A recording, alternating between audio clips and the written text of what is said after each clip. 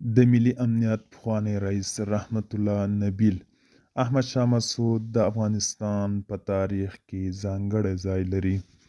سلام، وخت مو پخیر. پام وکړئ د نن ورځې تازه خبر ته.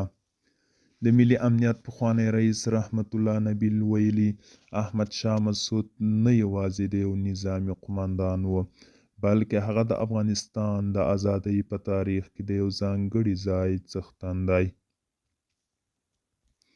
نوموړي ویلي، د شهید له اونۍ باید دا درس واخیستل شي چې نور د یو بل د تخریب پر ځای د یو بل نظر ته احترام وشي.